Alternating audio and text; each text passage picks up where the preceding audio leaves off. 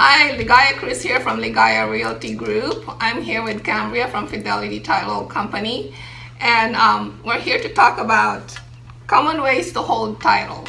I always been asked about the question on how to hold title, so hopefully, and I know that she will help us determine how to use title. Yes, absolutely. Thank you, Ligaya. We get asked this question all the time throughout transactions. What are the most common ways to hold title?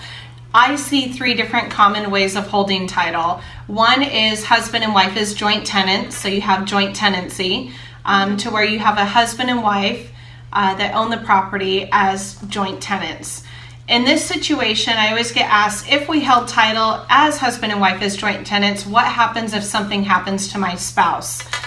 Great question. So with that, if something were to happen to the spouse that you held husband and wife as joint tenants with, you would have to provide a certified copy of their death certificate, and then the interest of the spouse that is deceased would then go to the surviving spouse. So the surviving spouse would then hold 100% interest in that property. So title would require through that, like I said, a certified copy of the death certificate and also an affidavit of death of joint tenant. So kind of how to hold title and what happens if something happens to somebody in that situation. Another common way that somebody holds title is in the name of their trust. I love it when people are proactive and have a trust.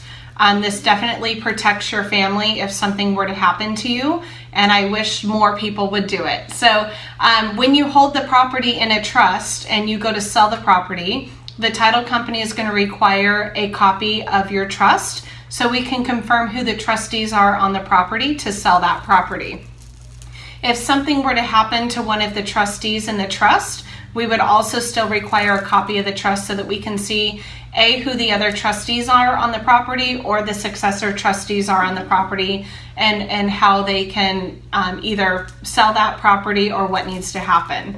The third common way that we see how people hold title is tenants in common. This is when you have two individuals that basically are taking, or more individuals, are taking a certain percentage of interest in the property.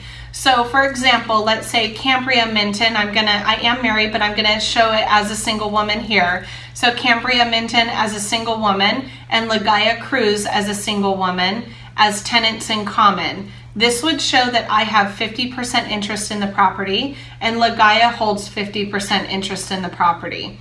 If something were to happen to me, my 50% interest would then go to my heirs.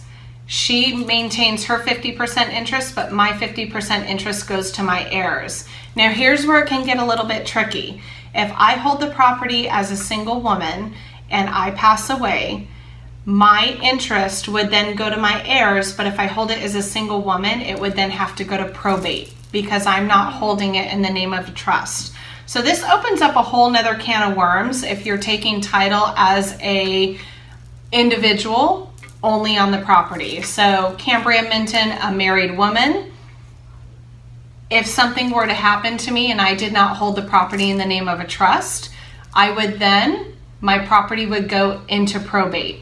And you don't want to do that. So definitely get with Ligaya for her referral partners. She has some great people that she can refer to you to go talk to about getting a trust made for your family. It just makes things go a lot smoother when something happens. So the three common ways to hold title, again, husband and wife as joint tenants. If something happens to the other individual gains the interest of the person who passed. In the name of a trust is the second way. And the third way is tenants in common, to where you each hold your individual interest depending on how many parties are in that. So you could have 2 people, 3 people, 4 people, as many people as you want. Identify the amount of interest in the property as tenants in common. So I know it's a lot of information. If you have any questions, feel free to reach out to Ligaya. We can definitely meet up together and go over your different options for you. And I hope that helped answer a few questions about common ways to hold title. Yeah, I think it does answer a lot of questions. And yeah, we'll talk about trust. I will have somebody else talk about that subject. It's really important that you put your property in a revocable trust. Yes. So to avoid probate, and because probate is very lengthy and it's very costly. So And I can't tell you how many times I get a phone call from somebody saying, can you check title for me and see how ownership is held? So-and-so passed away, and I have to call them, and unfortunately it was held only in that name. And unfortunately, even if you have a will, I'm going to say it again, even if you have a will, unfortunately that property was not held in a trust. It still has to go to probate. So yeah, we'll take that subject later on, and we'll have an expert talk to you about probate and trust and how to avoid and probate. Yeah. Well, thank you for now. So see you next time. Bye. Bye.